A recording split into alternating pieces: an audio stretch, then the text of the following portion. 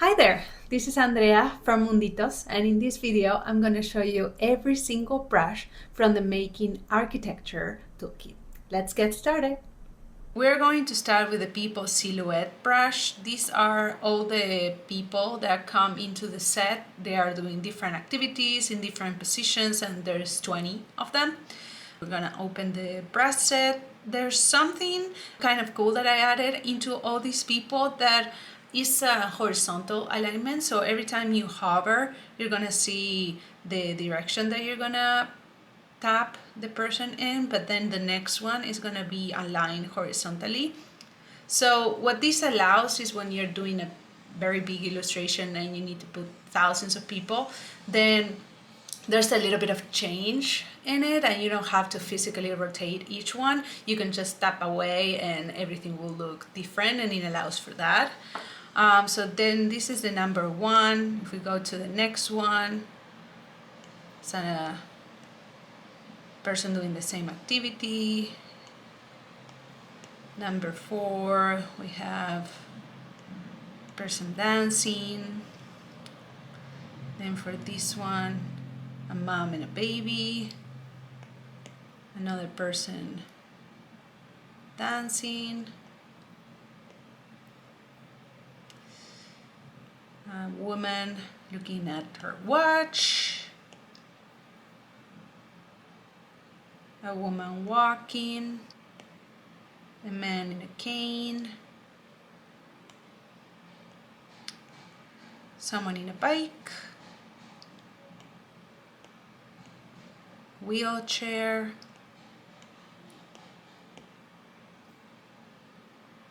Running. We have a few coming up now that are sitting or laying.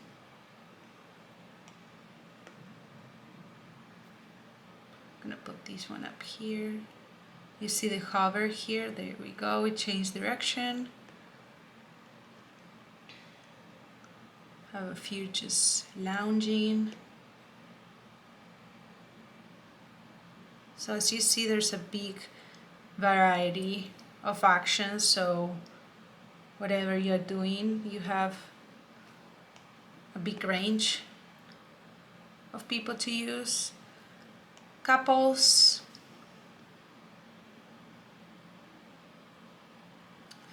There we go. That's everything that is in this brush set. 20 people, everyone doing different things.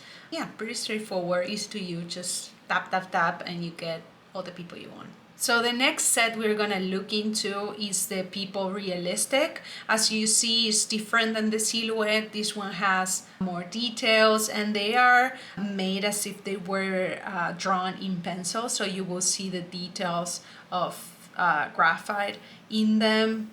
And there's details on the body of the people, the clothing, hair, accessories. Again, there's a wide range of activities, so it can be used for a lot of options. And they come, is just the outline of the person, so it makes it easy to paint inside on different colors as you need. I'm gonna start with the first one here. Just a normal guy walking. Another guy walking. Have a woman with an umbrella. A man with a bag. A girl walking a dog. This one.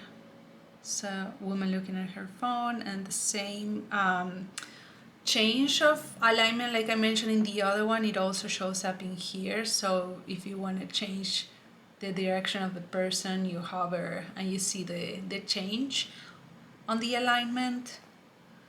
Now we have a guy looking at his phone and tapping.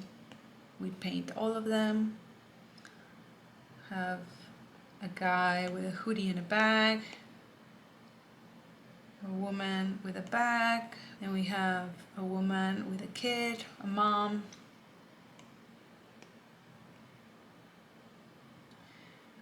guy riding a bike.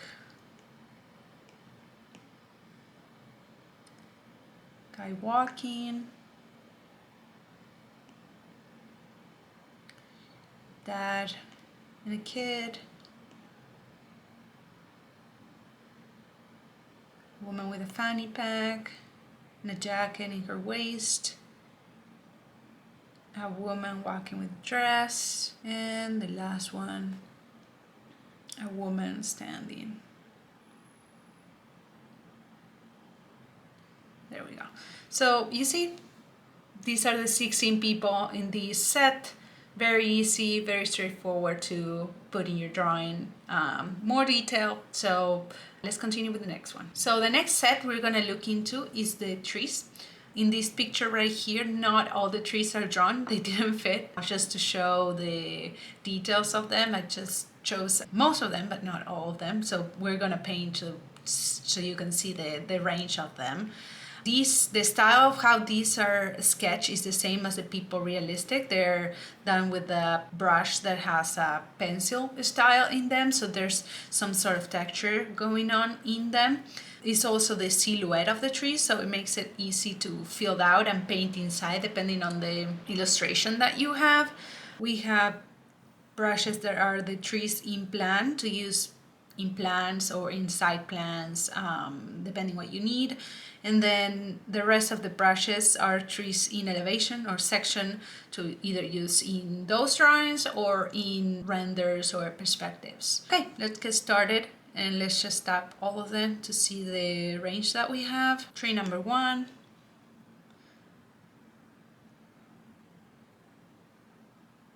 Oh, you see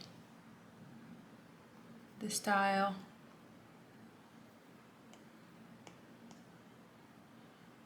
I need to make them, I'm gonna make a few bigger so you can see the detail.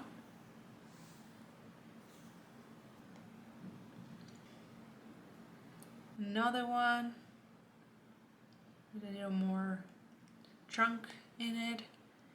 This one, it has more of a leaf situation. This one is a shorter tree.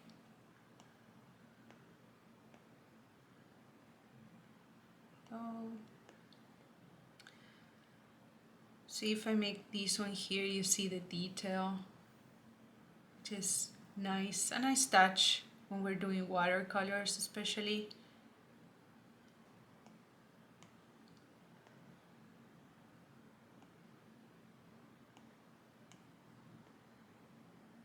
This one is beautiful also. The detail in the branches here and how the rest of the trees goes in between the branches and the trunk. And it's a tall tree, a couple palm trees. The detail of the pencil gives a nice touch. This one has kind of like a historic look tree, like with a thick trunk. I'm gonna put this one here. And the last one of the elevation sections here. Let's see where we can fit it. I'm gonna make it overlap a little bit. There we go. And then we have 6 brushes that has trees in plan. First one is our regular tree form. Next one is a little more leafy.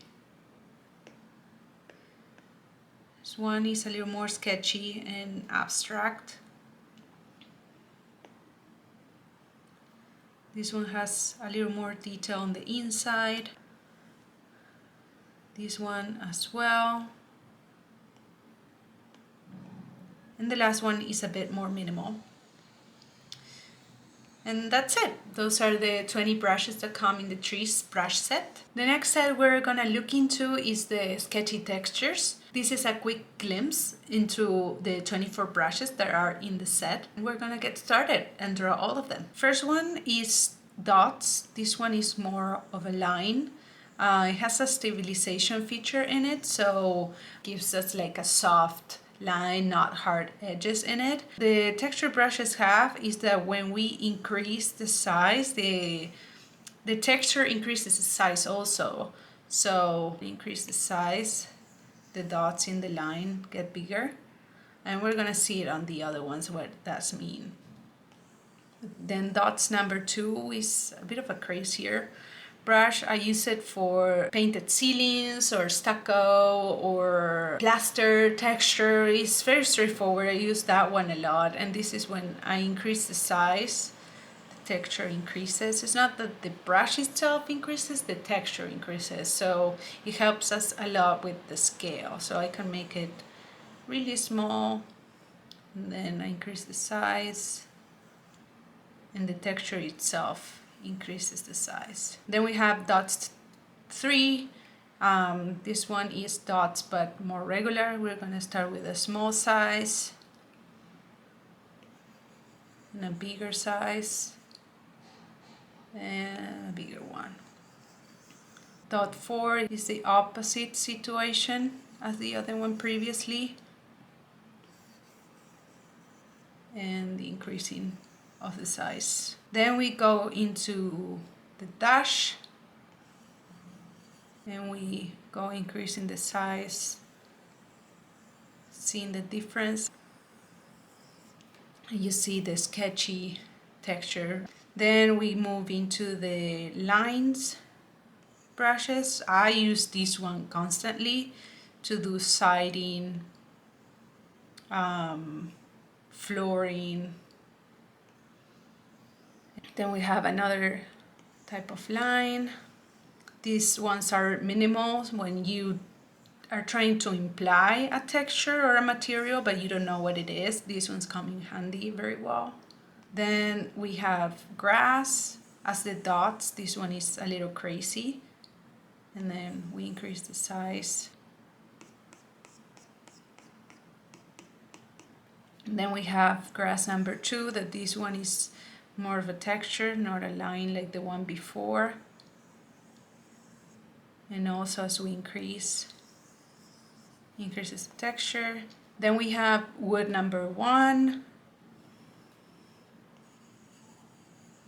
Just a couple knots in the texture, and we increase and we see those knots a little bit more. And then another increase. That looks awesome. The next wood is a little more knotty, so it has more detail on the inside compared to the other one.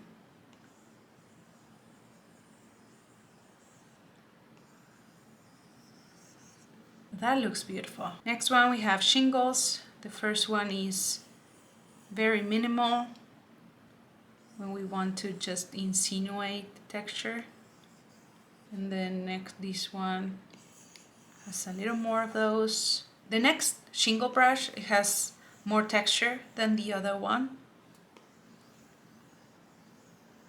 Next brush is also shingles, and compared to before, more texture and is more filled out than the other ones. Then we continue with brick. The first one is very minimal, and again, as we increase the size, we increase the texture. Next brick, that gonna make it smaller. We see each brick, it is more regular, following more of a straight line, and we see brick by brick, and we also see the union in between the bricks. Then we go into flooring. We have, first one is wood floor. We have a herringbone pattern. Then we continue with a second wood floor. This one is more of a plank floor, so it's more straight, and then we see the connections in between the planks here, and then increase the size here. Next one is tile. This one is a regular square tile, but The lines are a little wavy just to make it look not perfect and a little more sketchy. And if we increase the size. Next one is another tile, but this one is an hexagon tile. And you see more of the details here. Next one is stone.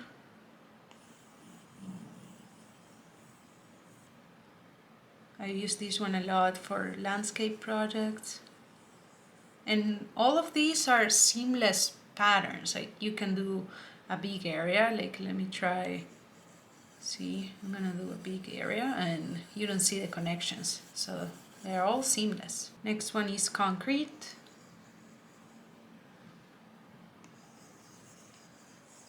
And then the last two is what I call random. These are for, I use them a lot for areas where I don't know what the material is, but I need some sort of texture so it doesn't look flat. I use these ones a lot and I call them random. It's just random lines. For skies, I use them. For backgrounds that I don't know where they are. So we have one that is very regular and then another one that is just a little more crazier. The next set we're gonna look into is the watercolor set, which is my absolute favorite. I use it every day. It took me a lot of time to make it perfect, especially for us architects. So without further ado, let's get started and look at all of this. So when we're doing illustrations in watercolor style, the thing that we must do before we start is open one of the canvas that I have shared with you. If we don't start an illustration in any of these canvas, it's going to be very difficult for the watercolor to look like it. Let me tell you, this is the secret for watercolor illustration on Procreate. So we're going to open the soft wash paper, and this is the layer where we have our canvas. Needs to be always on top, and everything that we draw is under this group of layers here. So we're gonna start here with this layer and we're gonna start painting. The first three brushes that we have here is what I call the painter's base or color base. We're gonna see the difference now. And then we have the blenders. These are the brushes that we get started with and then we blend away. So the first one, painter base. This brush has transparency built in, so when we paint, if I zoom in, every time I take the pencil away and I put it back on, all the layers start going into each other and get darker, and then we blend all of these. The next one is same as the one above, but it has an edge. You know, when you paint in watercolor, the pigment tends to go to the outside. Well, this is what this one does. You see the darker edge over here. And it also has transparency, so when you lay one stroke with the next one, it gets darker. We're going to try one of the blenders here. We're going to try the soft blender. Increase the size a little bit and we blend away. The color base is different than the other two because this one doesn't have any transparency. So when you paint an area and then you want to paint on top, the color stays the same. There's no overlapping, there's no layering on this one. So you can take the pencil out, do another stroke, and then all the strokes connect with each other. The nice thing about this brush is that you can use alpha lock. So if you use Procreate using alpha lock in every single thing, then this is a brush that is gonna adapt better with your workflow. And then we have another blender right here that I'm gonna use with painter base, which is the water blender. This one is kind of a crazier brush compared to the other one.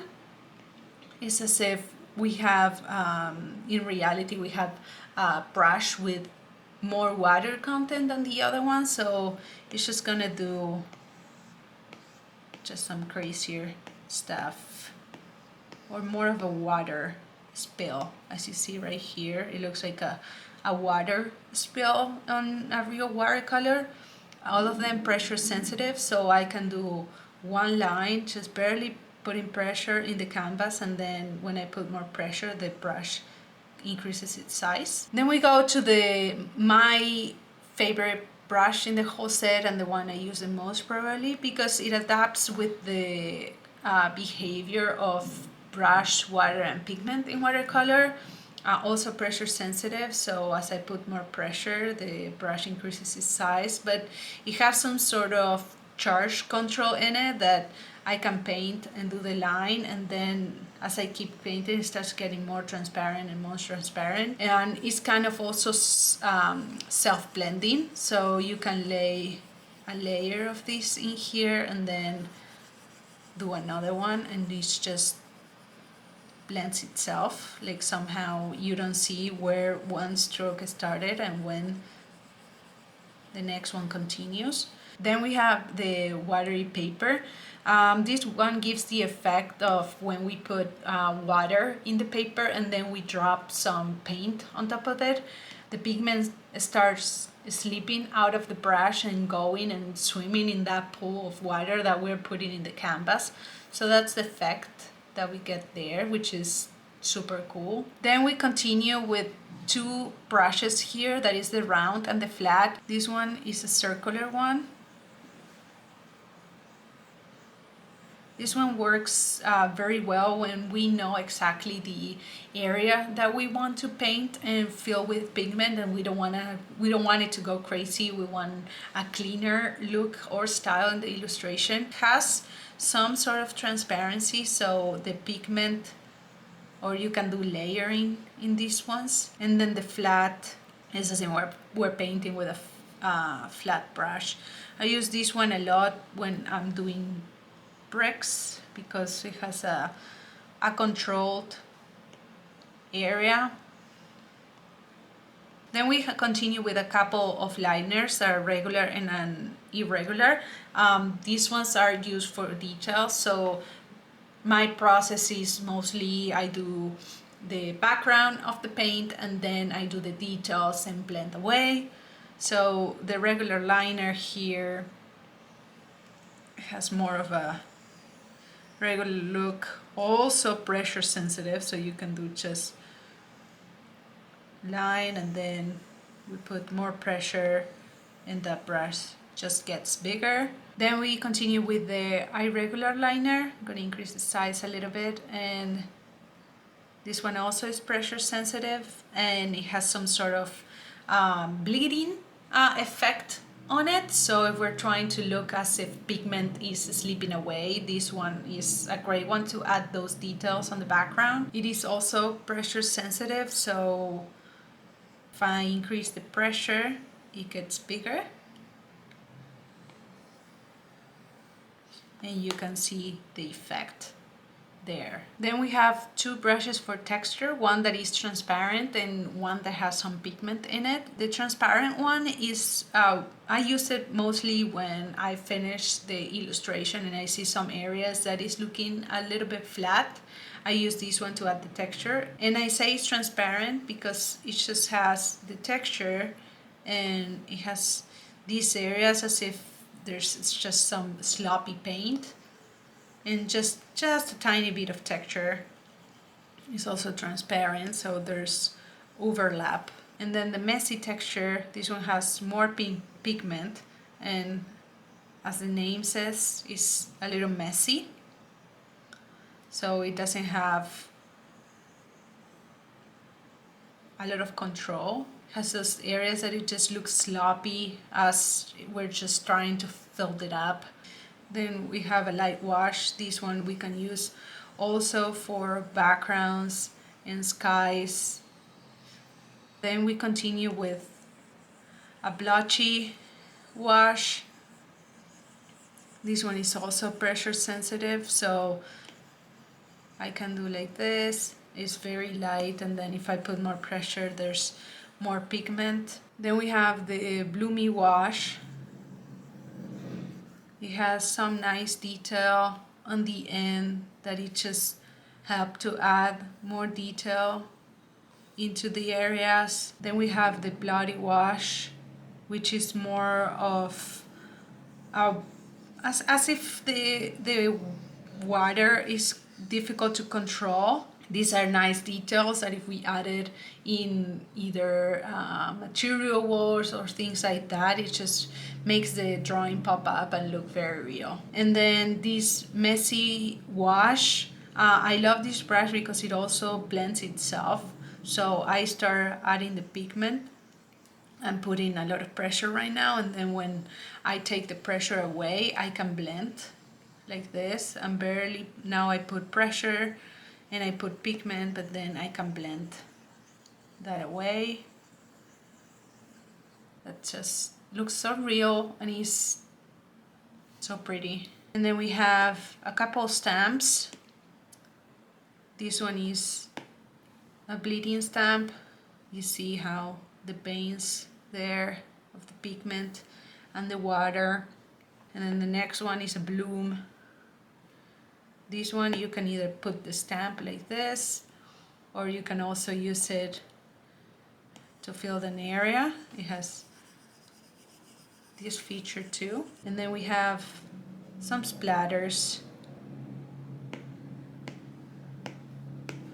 to end up. Okay, so we've covered all the brushes that come in the watercolor set and all the brushes that come into the Making Architecture Toolkit.